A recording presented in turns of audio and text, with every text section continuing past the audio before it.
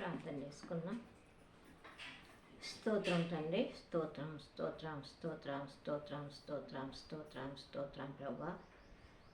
మహోన్నతుడమైన మా ప్రియ పరలోకపు రాజా, నీకు వందనాలు, స్తోత్రం నాయన. అయ్యా, దినదినము తండ్రి, ప్రతి దినము, ప్రతి గంట, ప్రతి గడియ, ప్రతి క్షణము తండ్రి, మీ ఉచితమైన కృపతో, శాశ్వతమైన ప్రేమతో మమ్మల్ని ప్రేమిస్తున్నందుకు నీకు వందనాలు, స్తోత్రాలు చెల్లిస్తున్నాం తండ్రి. దీనురాలను, విధవరాలను, వికలాంగురాలను ప్రభువా, కదలేనటువంటి స్థితిలో ఉన్నదానను ప్రభువా, నీకు వందనాలు, స్తోత్రాలు తండ్రి. అయ్యా, మీరు నా లోపల ఉంచినటువంటి తండ్రి, అయ్యా మరి తండ్రి ఆలోచనను బట్టి ప్రభువా, అయ్యా మరి నా సాక్ష్యము మరి నాయన పంచుకోవాలని ఆశపడుతున్నాను ప్రభా, నీకు వందనాలు, స్తోత్రం నాయన. నీ చిత్తమైతే ప్రభా, ప్రతిదీ నేను వాస్తవమే చెప్పి నేను గణపరిచే భాగ్యం దయచేయమని నన్ను మమ్మల్ని నీ చేతిలో సమర్పించుకుంటూ నజరేయుడైన యేసు పరిశుద్ధ నామమున అడిగి వేడుకొని ప్రార్థించున్నాను పరమ తండ్రి, ఆమేన్. దేవునికి స్తోత్రం కలుగును గాక.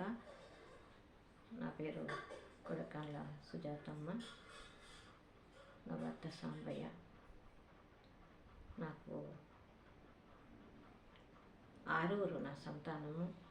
అయితే 24 గంటల్లో ఒక బేబీ పోయింది, 76 జనవరిలో.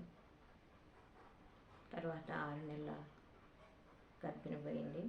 తర్వాత 4 పిల్లలను, 1 కొడుకులు, కుమార్తెను నాకు బహుమానంగా దేవుడిచ్చిండు. దేవునికి స్తోత్రం కలుగును గాక. ద్వారకపేట అమ్మమ్మ వాళ్ళ ఊరు, షాంపేట, ధర్మవరం షాంపేట నా తండ్రి ఊరు.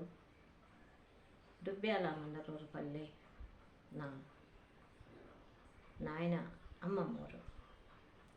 నేను అమ్మమ్మ ఊరిలో 5th క్లాస్ వరకు చదివిన. దేవునికి స్తోత్రం కలుగును గాక. మరి ఈ సాక్ష్యము వాయిస్ మెసేజ్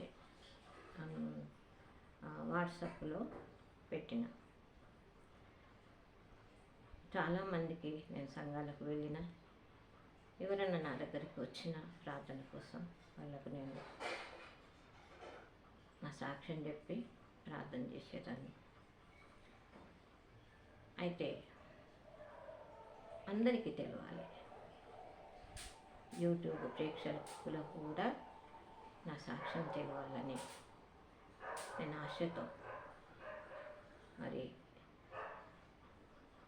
కొంతమందికి, ఏ ఒక్క ఇద్దరికి నా సాక్ష్యం పనిచేసిన దేవునికి మహిమ వస్తుంది, వారికి దీవెన, రక్షణ వస్తుంది. కనుక యూట్యూబ్లో పెట్టాలని ఆశపడుతున్నా. దేవునికి స్తోత్రం కలుగును గాక. నేను హాస్టల్లో ఉండగా మరి క్రైస్తవుల అక్క చెల్లెళ్ళు పాటలు పాడినప్పుడు నేను దేవుని మీద, దేవుడు మంచోడు అని చెప్పి ఆ పాటలకు నేను లోనైనా. కానీ తర్వాత 74 ఆగస్టు 28 నాడు కూడా ఒక దర్శనాన్ని చూసిన. మంటలో దేవుడు కనబడి, అప్పుడు నేను, అయ్యా నేను నీతో కూడా వస్తానని ఆయన ఆ మంటలో ఉన్న ఆయన కాళ్ళు పట్టుకోవడానికి వెళ్తే, నువ్వు పాపివి, నిన్ను పరీక్షించేది ఉంది, ఆ తర్వాత నేను నా దగ్గరికి వస్తావు అని చెప్పాను అన్నమాట. దేవునికి స్తోత్రం. ఆ తర్వాత వాక్యం తెలియదు, చిన్నపిల్లను కాబట్టి మళ్ళీ అమ్మ వాళ్ళు హిందూ మ్యారేజ్ చేసిండ్రు.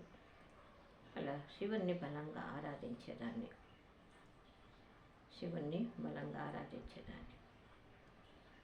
సమస్యల మీద సమస్యలు వస్తున్నాయి.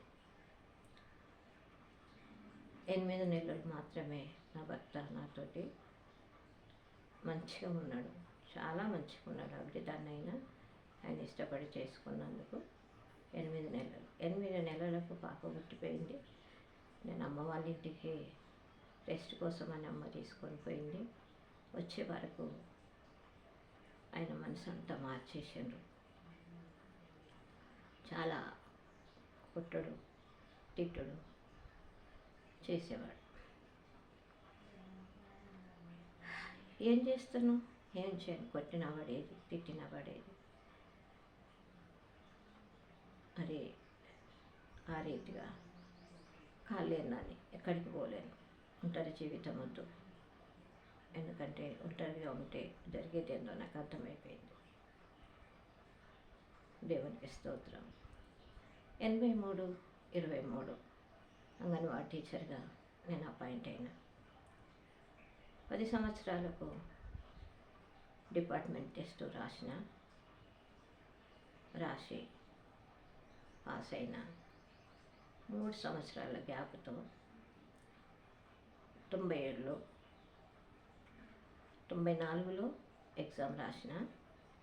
10 ఇయర్స్ కంప్లీట్ అయిన తర్వాత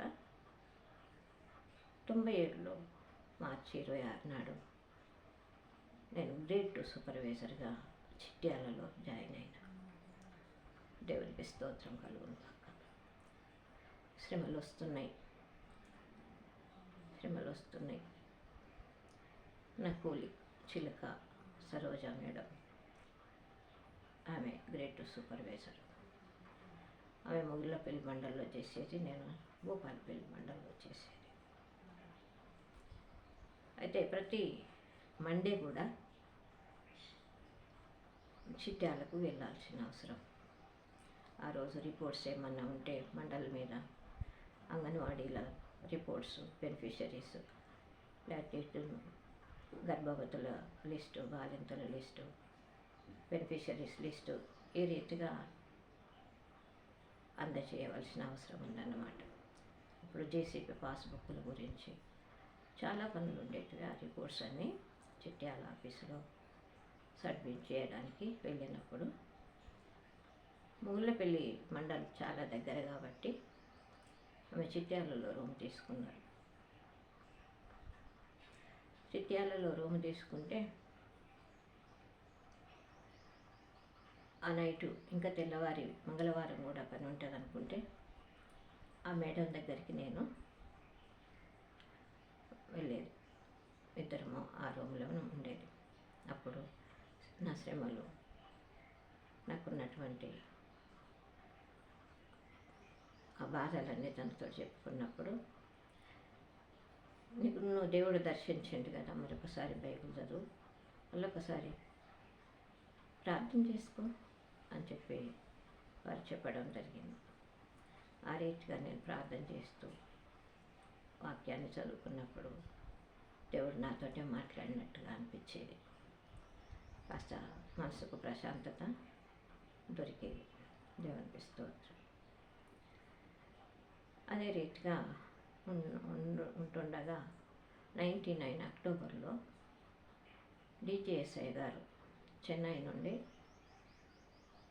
వారి బృందం వచ్చి లాల్ బహదూర్ స్టేడియం, ఈ కొత్త బస్ స్టాండ్ దగ్గర 5 రోజులు మీటింగ్స్ పెట్టినప్పుడు ఆ రోజే భూపాలపల్లి నుంచి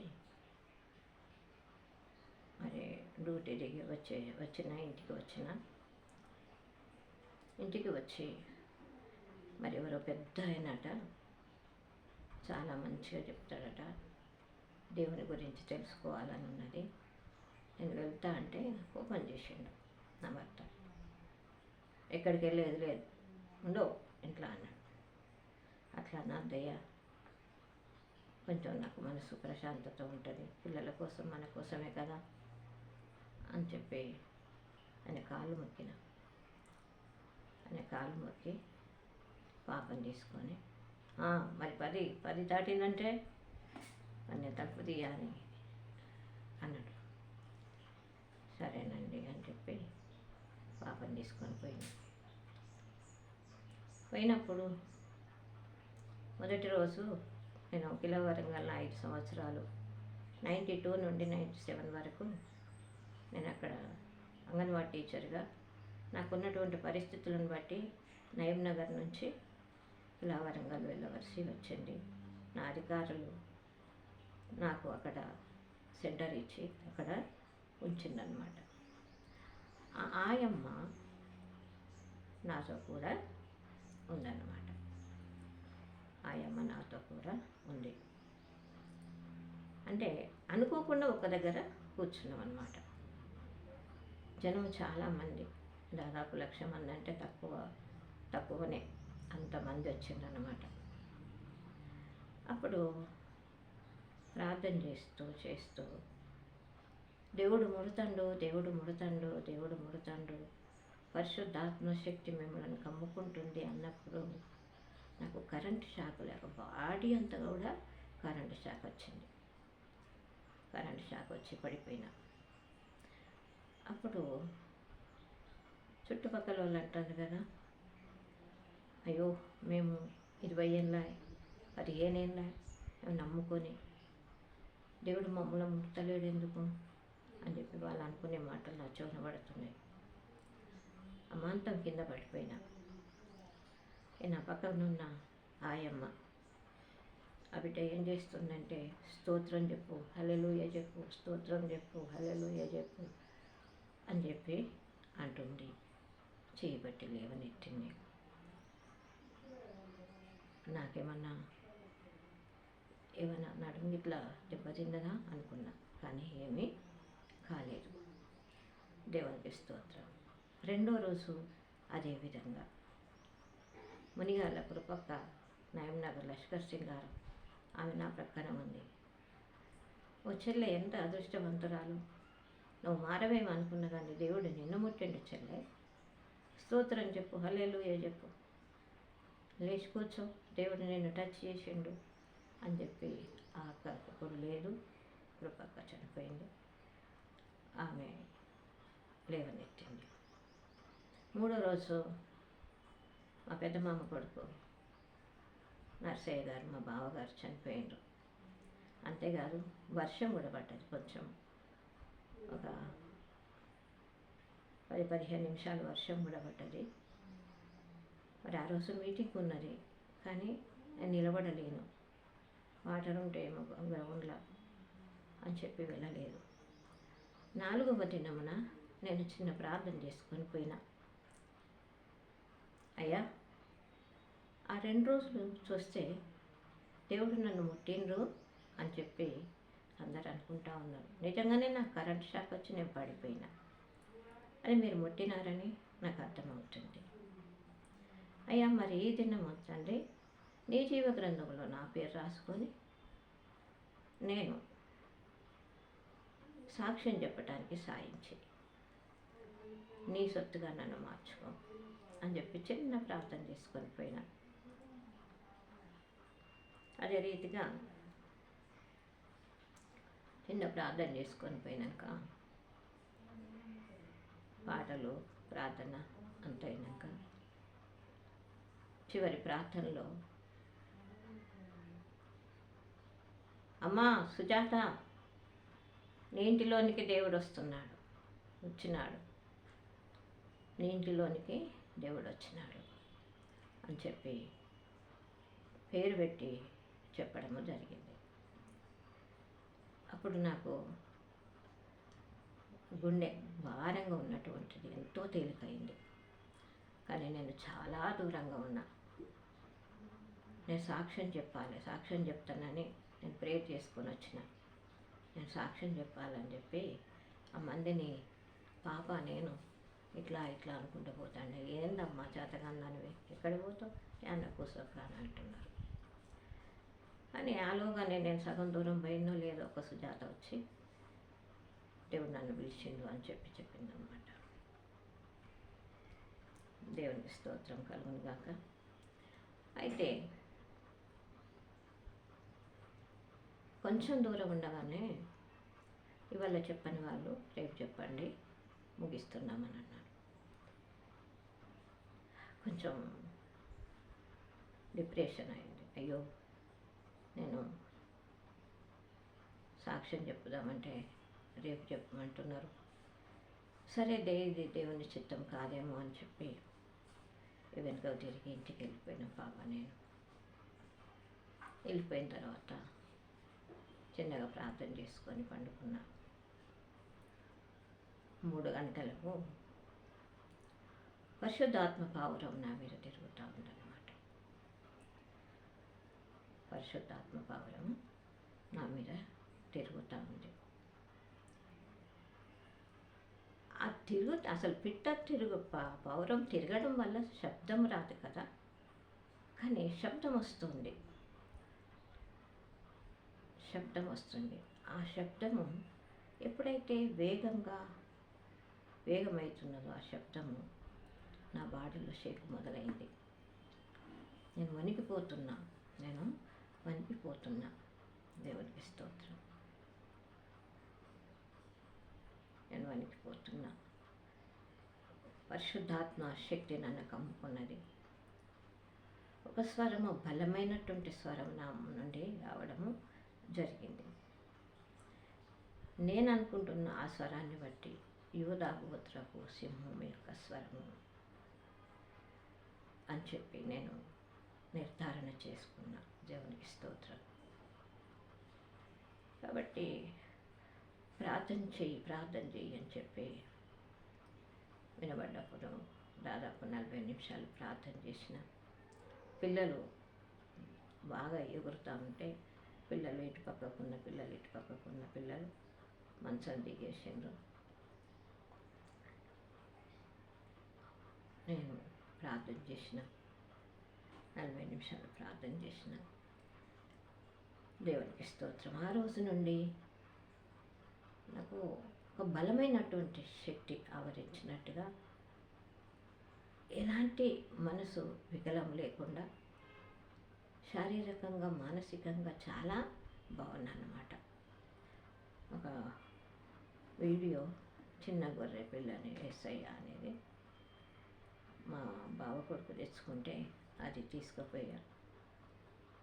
ఆ క్యాసెట్ వేసుకొని అదిగో ఆ రోజు ఈ 4-5 పాటలు ఉండే అందులో. అవి వేసుకొని చాలా హుషారుగా ఉన్నా. మరి డ్యూటీ చేయడం వస్తున్నా పోతున్నా. దేవునికి స్తోత్రం. డ్యూటీకి వెళ్తున్నా వస్తున్నా, ఇంటి పనులు చేస్తున్నా. అనారోగ్యం అనేది లేదు.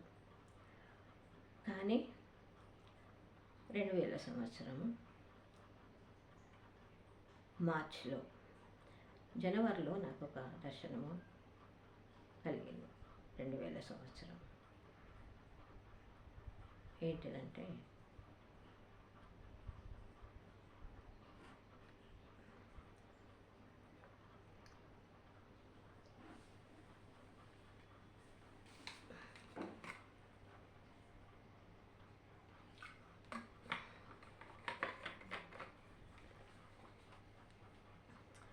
నా ఇంటిలో ఒక సర్పం చుట్టుకొని ఉన్నట్టుగా దర్శనం కలిగింది.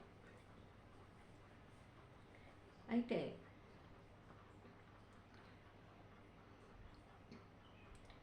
ఇది ఏంటిది ఇది నాకు అర్థం అవ్వడం లేదు.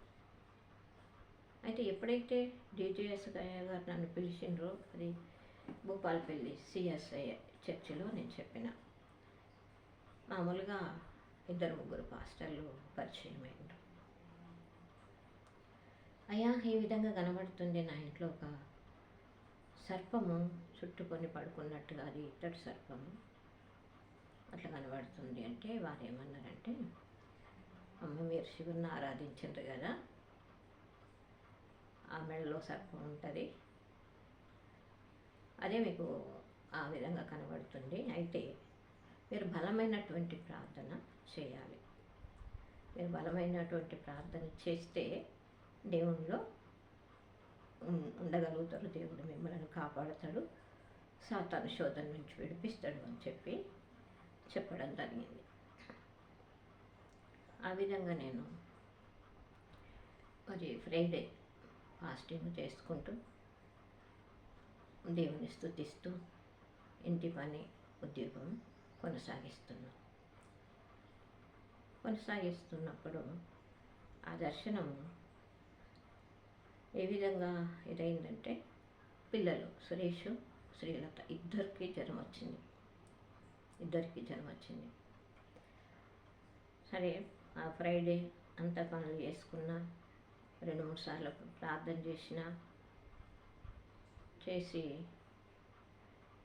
నేను పిల్లల్ని హాస్పిటల్ కూడా తీసుకెళ్ళి వాళ్ళకి ఇంత ఉప్మా చేసి పెట్టి ఇంతలో సాయంత్రం అయింది. వాళ్ళకు ఇంత జ్యూస్ చేసి ఇచ్చి ఇంతలో సాయంత్రం అయిన తర్వాత 5:30-6 ప్రాంతంలో ఎవరో ఒకరు వచ్చి, ఆంటీ అంకుల్ వామిటింగ్ చేసుకుంటా ఉన్నాడు ట్యాంక్ దగ్గర. ఆయన ట్యాంక్కి వాచ్మెన్గా ఉన్నాడనమాట, వాటర్ సప్లై మ్యాన్ అన్నమాట. అయితే చెప్పగానే ఆ పక్క పోర్షన్లో ఉన్నటువంటి ఉమా శ్యాము వాళ్ళ కుటుంబం ఉంటుందన్నమాట. వాళ్ళని చూడమ్మా, నేను ఇప్పుడే వస్తా, అంకుల్ వామిటింగ్ చేసుకుంటాడట అని చెప్పి ట్యాంక్ దగ్గరికి వచ్చిన. ఆయన నిజంగానే వామిటింగ్ చేస్తూ ఉన్నాడు. అక్కడ ఫ్యామిలీ డాక్టర్ లాగా ఎక్కువ శాతం ఆయన, నా భర్త ఆ డాక్టర్ దగ్గరికి జ్ఞానేశ్వర్ దగ్గరికి వెళ్ళేదన్నమాట. ఆయన తీసుకొని పోయిన 3 గ్లూకోజులు రాసిండ్రు. 3 గ్లూకోజులు రాసిన తర్వాత, ఒకటి పెట్టిన తర్వాత నేనేం చేసిన, మోకాలుని ప్రార్థన చేస్తున్నా. ఆ గదిలో 3 మంచాలు ఉన్నాయి. అటు లాస్ట్ మంచంలో ఒక పేషెంట్ ఉన్నాడు. ఇంకా ఈ 2 మంచాలు ఖాళీ ఉంటే ఇటువైపు రైట్ సైడు ఆయన పడుకున్నారు. ఆ 2 మంచాల మధ్యలో నేను ప్రార్థన చేస్తుంటే 2 చేతులు, మంచి గోల్డ్ కలర్ చేతులు, అందమైనటువంటి చేతులు, ఆ 2 కూడా ఒక పాత్ర నాకు ఇచ్చినాయి అన్నమాట. ఇది నీ భర్త నోటికి అందించు, ఇది జీవజలం అని చెప్పి స్వరం ద్వారా మాట్లాడాను అనమాట. ఈ చేతులు కనబడుతున్నాయి, పాత్ర కనబడుతుంది, జలం కనబడుతుంది. అది అతనికి తాగించమన్న స్వరము వినబడుతుంది. దేవునికి స్తోత్రం. ఆ విధంగా నేను ప్రార్థన ముగించి గ్లాసులో వాటర్ తీసుకొని ప్రార్థన చేసి, అయ్యా ఇందాక నువ్వు జీవజలం అన్నావు, ఆ జీవజలంగా ఈ వాటర్ని మార్చు అని చెప్పి చిన్న ప్రార్థన చేసి ఆయనకి ఇచ్చిన. దేవునికి స్తోత్రం. మరి ఆ ఒక్క గ్లూకోజ్ తోటి ఆయన వామిటింగ్ అయిపోయింది. దేవునికి స్తోత్రం. వామిటింగ్ అయిపోయింది, నిదానం అయిపోయింది. కొంచెం 2 గ్లూకోజ్ ఎక్కింది. 3 గ్లూకోజ్ ఎక్కేటప్పుడు 10 నిమిషాలు అవుతాయి. 10 నిమిషాలు అవుతాయి. అయితే ఆ పక్కకున్న బెడ్ మీద కొంచెం నీరసంగా అనిపించింది.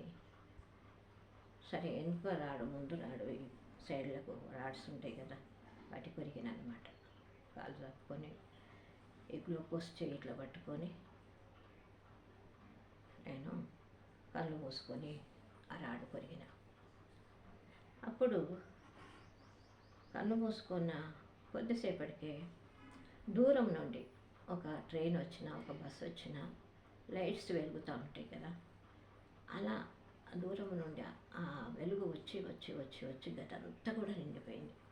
హాస్పిటల్ ఆ గదంతా కూడా నిండిపోయి స్వరం ఏమి వినబడుతుందంటే, అమ్మా అమ్మా అమ్మా, భూమండలంలో సాక్షిగా నిలబడు. దేవునికి స్తోత్రం కలుగును గాక. దిక్కున కళ్ళు తెరిచిన ఈ జన్మకి ఇది చాలా అనిపించింది. ఈ జన్మకి ఇది చాలు అని చెప్పి నేను కళ్ళు మూసుకొని చిన్నగా ప్రార్థన చేసిన. ఎంత గొప్ప దేవుడవయ్యా, ఏ పాటి దాన్ని నన్ను అమ్మ అని పిలిచినావు అని చెప్పి నేను కన్నీరు విడిచి ప్రార్థన చేయడమైంది. దేవునికి స్తోత్రం. ఇంతలకు 4 అయింది. 4 అయిన తర్వాత డిశ్చార్జ్ చేసి ఇంటికోమన్నారు. నేను ఇంటికి వెళ్ళిన. ఇంటికి వెళ్ళి ఆయన పడుకున్నాడు. అదే మంచం కాడ నేను మోకాల్లోని ప్రార్థన చేస్తున్నా. అయ్యా,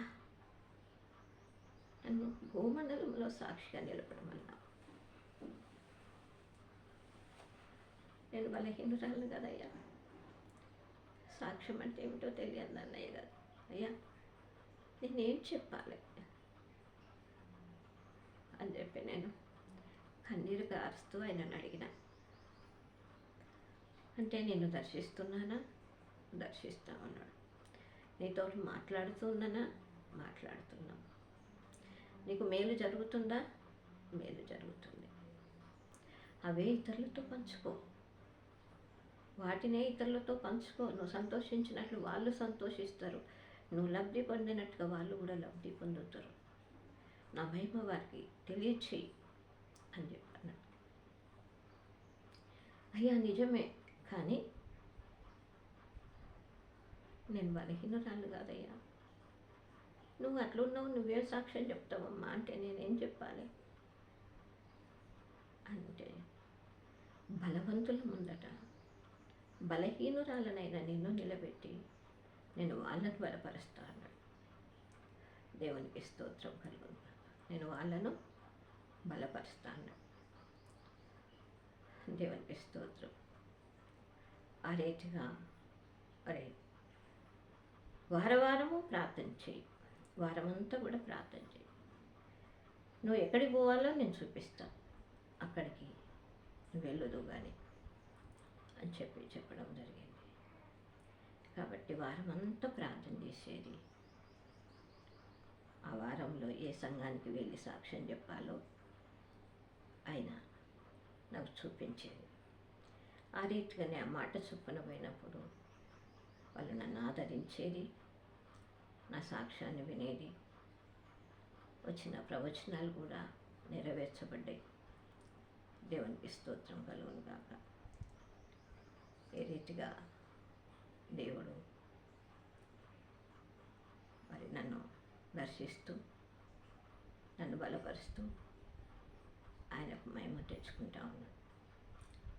దేవునికి స్తోత్రం. ఇంకొక సాక్ష్యం చెప్పి నేను ముగిస్తాను. మిగతాది తర్వాత ఒకరోజు చెప్తాను. ఇది జరిగింది 2000 సంవత్సరము మార్చి 10. అదే 2000 సంవత్సరము మేలో సిఎస్ఐ గ్రౌండ్, భూపాలపల్లి సిఎస్ఐ గ్రౌండ్కు ఒక అయ్యగారు యోగు బాలస్వామి అని వారు వచ్చిందనమాట. యోగు బాలస్వామి ఆ మీటింగులో నాకు సాక్ష్యానికి ప్లస్ ప్రార్థనకు నాకు సమయం ఇచ్చారు. దేవునికి స్తోత్రం. నేను అక్కడ సూపర్వైజర్గా చేస్తున్నా కదా భూపాలపల్లిలో, కాస్త గౌరవంగా చూసేవారు. దాన్ని బట్టి ఆ సంఘానికి వెళ్ళేదాన్ని కాబట్టి నాకు ప్రార్థనకు సమయం ఇచ్చిండ్రు. తర్వాత సాక్ష్యానికి కూడా సమయం ఇచ్చిండ్రు.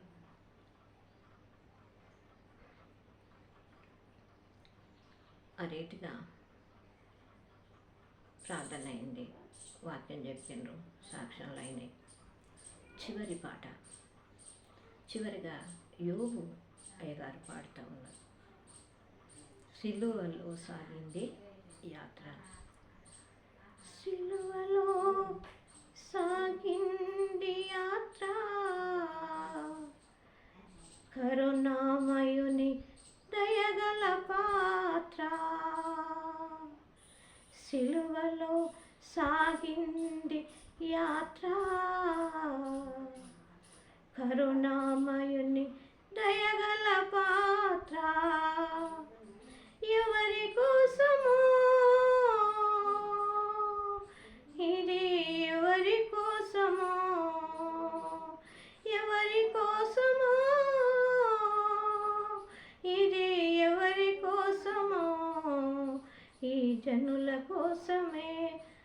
జగతి కోసమే, ఈ జనుల కోసమే, ఈ జగతి కోసమే సిలువలో సాగింది యాత్ర,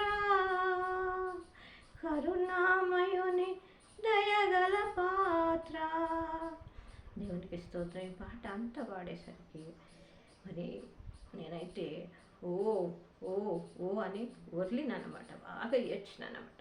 అంటే ప్రభు నాకన్నా ముందే ఆయన మరి ఆయన శిక్ష అంతా కూడా నా కళ్ళ ఎదుట మరి కదిలిందన్నమాట. అందరం నిలబడి మరి ఆ పాట పాడుతుంటే బాగా ఏడ్చినమాట. మొత్తం బాడీ అంతా తడిచిపోయింది చెమటలతోటి.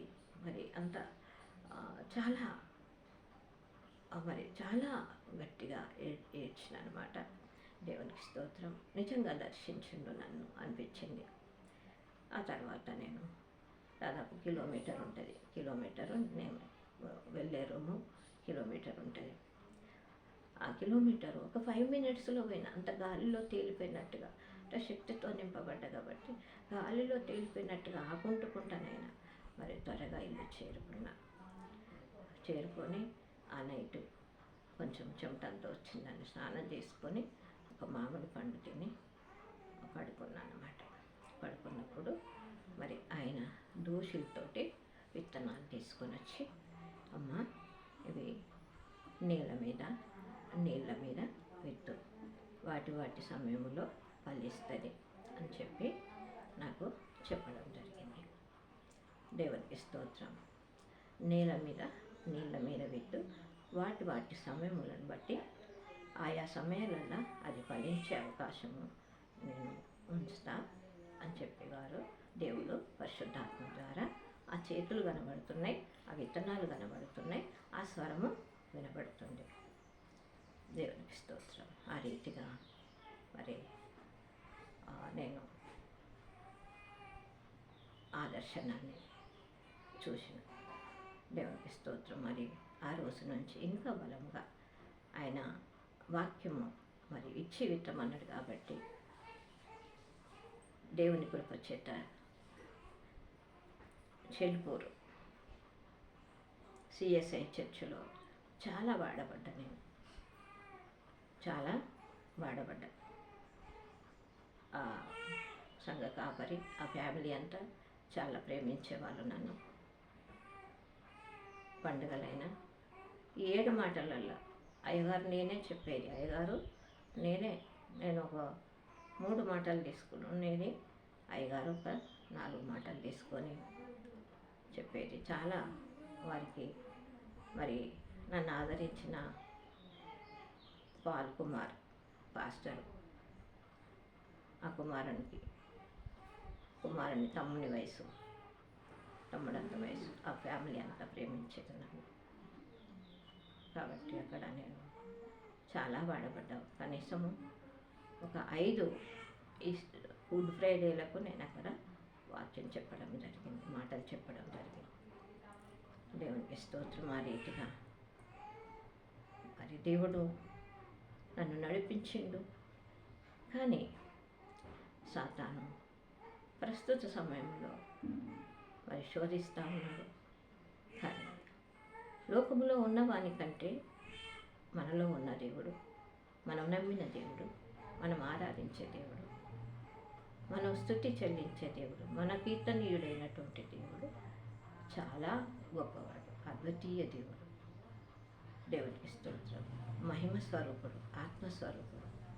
కాబట్టి ఆయన ఈ కష్టాల నుండి, ఈ నిందల నుండి, ఈ అవమానాల నుండి నన్ను తప్పిస్తాడని, నన్ను ఆయన కోసమే నిన్న కాక మొన్న 2-3 సార్లు, ఒక్కసారి కాదు, ఇప్పుడు బ్రతికేది నువ్వు కాదు నేను అని చెప్పాను. నేను కాదు, ఇప్పుడు నాలో ఆయన జీవిస్తున్నాడు. దేవునికి స్తోత్రం. ఆయన నాలో జీవిస్తున్నాడు. దేవునికి స్తోత్రం కలుగునుగాక. కాబట్టి దేవునికి స్తోత్రం. చూడండి, వినండి, ఆశీర్వాదం పొందండి, నన్ను దీవించండి, నా కొరకు ప్రార్థన చేయండి. ఇంకొక రోజు మరి మంచి సాక్ష్యం ఉంది, నేను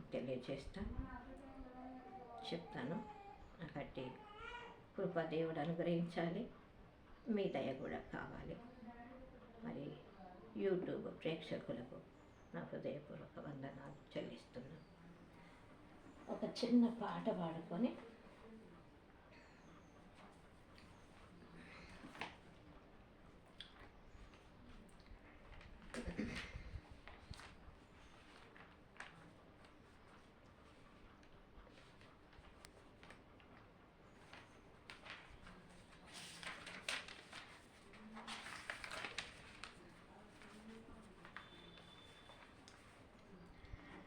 నే యాత్రికుడను, నే క్రైస్తవుడను,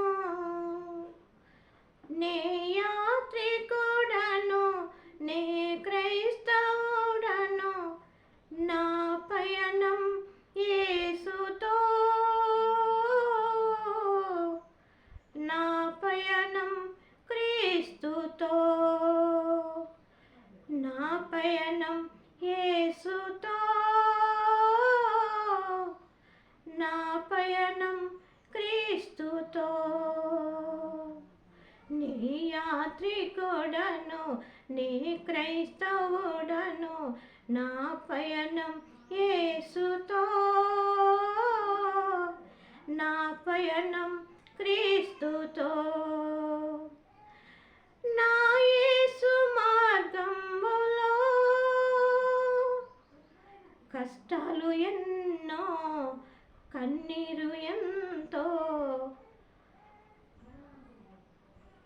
ఎదురు దెబ్బలెన్నో. నా యేసు మార్గంబులో కష్టాలు ఎన్నో, కన్నీరు ఎంతో, ఎదురు దెబ్బలెన్నో. కరువులే కరువులే కరువులే